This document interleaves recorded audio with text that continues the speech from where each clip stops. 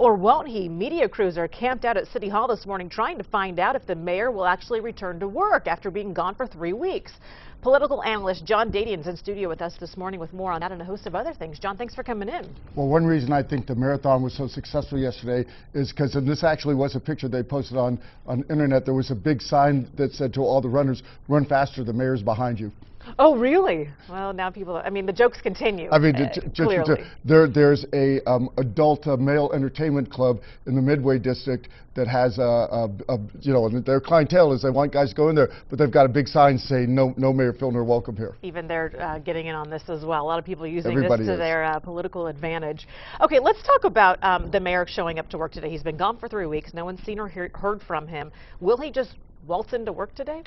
I don't think he'll waltz into work today. As we saw the week before he went into so-called rehab, meetings that he had to attend, such as the Sandag meeting, public meetings, he would go in the back door. And add to that also that he still has his police security. So they, you know, in addition to just security, they do the advanced work for him as far as this is when we're dropping you off, this is how you get in. So I think he'll have to raise his profile this week, but it won't be with all you folks that camping out at the front door. He won't be probably going in the front door. Okay, so there's a good chance he's going to be in office today, physically be there, but we may not actually see him walk in the door. I think he has to. Not only does he just have to physically be there, but quite honestly, politically speaking, I think he has to raise his profile. Because the 2 weeks of rehab, okay, everybody understood that, whether or not they agreed with them. Then taking a week off for personal time, he's under a lot of pressure. That's fine, and he is do that, you know, under his employment, etc. But now, if he doesn't show up, not only this week, but today, people are good. It's going to give fuel to the fire for his adversaries saying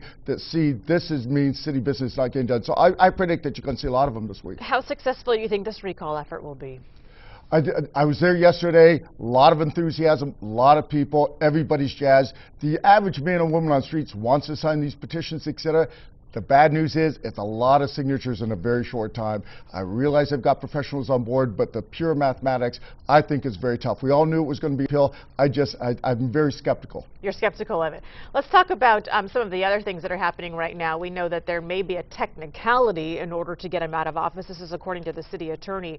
A little clause in the city charter says that he may have to get out of office due to alleged misuse of city credit cards. But we're also talking about a possible restraining order, which could physically keep him away from City Hall. What do you know about this? I think the city attorney should get a lot of kudos because he has said publicly, and this shows that he is trying to be fair and balanced, to use a famous phrase, that he has said, for the best interest of Bob Filner, the person, and for the city of San Diego, we need to move forward, and that entails getting him out of office. So city attorney is looking at a myriad of different aspects. One is a restraining order.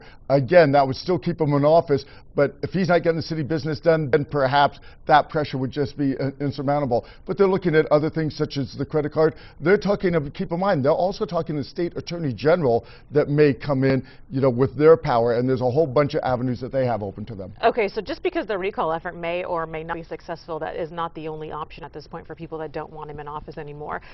We also should mention that today at noon there's going to be a pro-Bob Filner rally happening outside City Hall, and we got a news release on that. A number of people expected to show up to that today. Yesterday at the anti-Bob Filner rally, I estimated there was about 500 plus, and I would say there was approximately 25 pro-Bob Filner people who tried to put up their signs. So it'll be interesting today to see how many anti-Filner people show up at this pro-Filner rally. I think you'll see a lot, so there might be a few skirmishes in that type. It wasn't too bad yesterday, but this is a little different.